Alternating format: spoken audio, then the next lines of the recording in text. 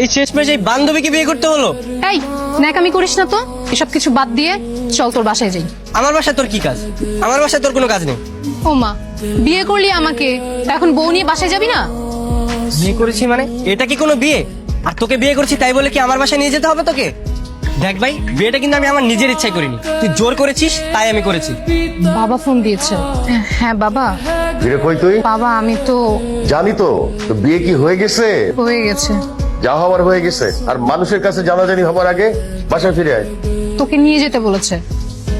আমাকে বাসায় নিয়ে যেতে বলছে মানে? আমি বাসায় যে কি করবো? তুই তোর বয়ফ্রেন্ডকে নিয়ে যা। বয়ফ্রেন্ড পাবো কই এখন?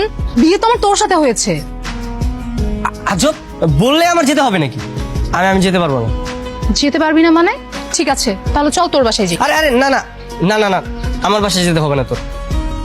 তোর বাসায় যাবি না, আমার বাসায় যাবি না, তুই যাবিটা কোথায়? চুপচাপ লাগেজটা নিয়ে আমার সাথে চল, ব্যাগ নে।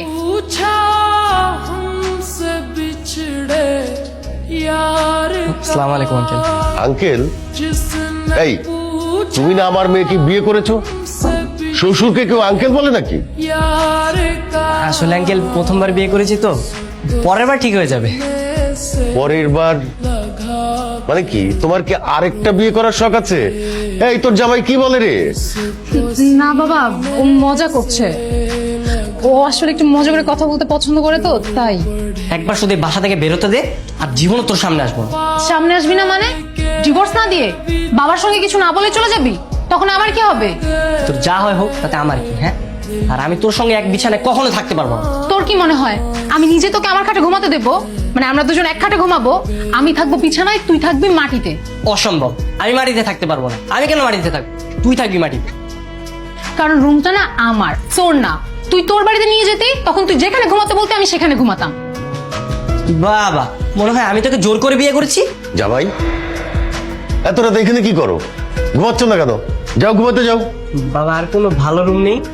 আমি কি আপনার সাথে ঘুমাতে পারি? নাজিয়া, আরে তোর জামাইয়ের কি মাথা খারাপ হয়ে গেছে নাকি? কি করেছে? কব বলতেছে আমার সাথে ঘুমাবে, আমাকে বলে যে বাবা আমি কি আপনার সাথে ঘুমাতে পারি?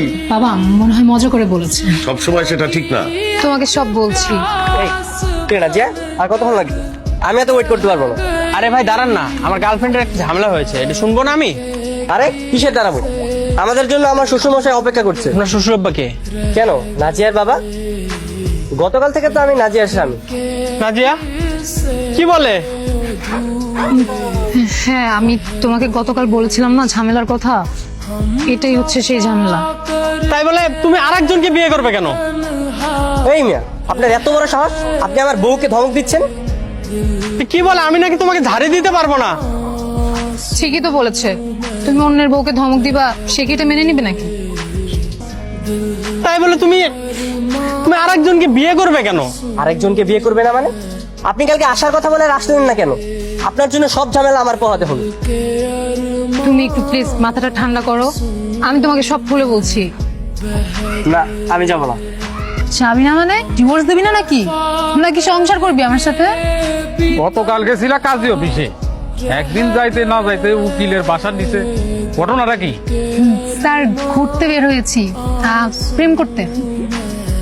প্রেম করতে? বাহ, হানিমুন পিরিয়ড চলতেছে তাই তো?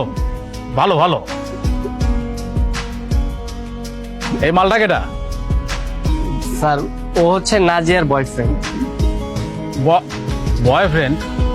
নাজিয়া, মানে একদিন যাইতে না যাইতেই আপনার ওই বয়ফ্রেন্ড নিয়ে ঘুরে বেড়াতে হবে? স্যার ও তো এখন আমার ভালো বন্ধু। পৃথিবীটা কত প্র্যাকটিক্যাল হয়ে গেছে। কি ভাই, কষ্ট লাগে? গার্লফ্রেন্ড অন্যের হাত ধরে চলে গেছে, কষ্ট লাগে না? আমারও একটা গার্লফ্রেন্ড ছিল, ও অন্যের হাত ধরে চলে গেছে। আরে কি কষ্ট। আসলে স্যার মানে হঠাৎ করে বিয়েটা হয়ে গেছে তো, আমি মানে কোনো কিছু বুঝতেই পারিনি। আমরাও বুঝতে পারি নাই। আসলে হয়েছে কি, গতকালকে এই দুইজনে হোটেলের কেবিনে আমরা সন্দেহজনক অবস্থায় ধরেছি, তারপর বিয়ে পড়াই দিছি। হোটেলে মানে?